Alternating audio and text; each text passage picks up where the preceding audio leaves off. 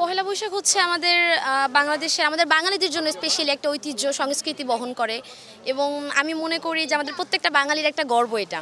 কারণ আমরা প্রত্যেক বছরই একটা দিনে সবাই একটা লাল সাদাতে নিমজ্জিত হই, সবাই আনন্দ করি একসাথে, ছোট বড় সবাই। এটা আমাদের আসলে একটা সংস্কৃতির প্রতীক হিসেবে আমরা বিবেচনা করি। পান্তা ইলিশ খাওয়া হয়েছে? হ্যাঁ, সকালবেলা আমরা পরিবারের সবাই মিলে এটা এনজয় করেছি। মা বাবা সবাই মিলেই আমরা একসাথে এটা এনজয় করি। জি জি, আজকের প্ল্যান কি? আজকের প্ল্যান পরিবারের সবাইকে নিয়ে ঘুরবো, গান বাজনা চলবে, সবাই মিলে আনন্দ করব, খাওয়া দাওয়া করব।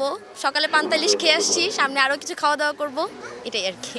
সবকিছু মিলিয়ে প্রতিবার আসা হয় কি? হ্যাঁ, প্রতিবার মোটামুটি আসা হয়, এবার একটু মাঝখানে 2-1 বছর আসা হয়নি। তুলনামূলক আগের থেকে একটু মানুষজন কমে গেছে হয়তো ব্যস্ততার জন্য, কিন্তু আনন্দ আছে সব কিছুর মাঝেই। তবে হই হুল্লাসটা একটু এবার মনে হচ্ছে কম। এখানে অনেক আগেই আসছি আমরা, অনেক ভালোই দেখতেছি, মানে গতবারের তুলনায় এবার মানুষ অনেকটাই বেশি। আর গতবার এসেছিলাম সবার সাথে, ফ্যামিলির সাথে আসছিলাম, কিন্তু এতটা মানুষ ছিল না, কিন্তু এবার অনেক মানুষ আসছে। পহেলা বৈশাখে ভালো লাগে যে যে এই দিনটায় আমরা সবাই, সব ধর্মের মানুষরা একসাথে মিলে আমরা একত্র হইতে পারি একটা জায়গায়, বা এই অনুষ্ঠানটা আমরা সবাই পালন করি। এই জিনিসটা আমার থেকে খুব ভালো লাগে। পান্তা ইলিশ খাওয়া হয়েছে? হ্যাঁ, সকালবেলা পান্তা ইলিশ খাওয়া হয়েছে। আমার মা পান্তা ভাত রাত্রে রান্না করে রাখছিল, পানি দিয়ে রাখছিল, আবার সকাল ইলিশ মাছ ভেজেছে, খাওয়া হয়েছে বাসা থেকে।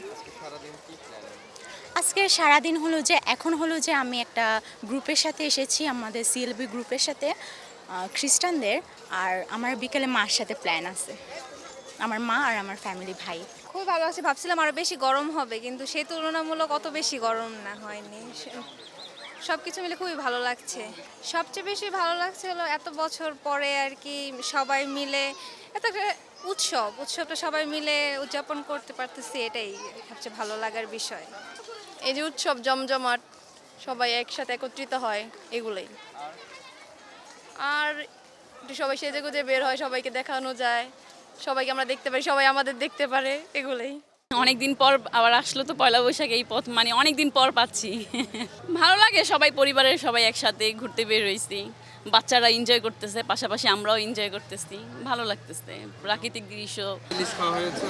হ্যাঁ, সকালে বাসা থেকে খেয়ে আসছি, এখন তো আসলাম, দেখি এখনো দেখি খাই, যদি সুযোগ হয় খাবো।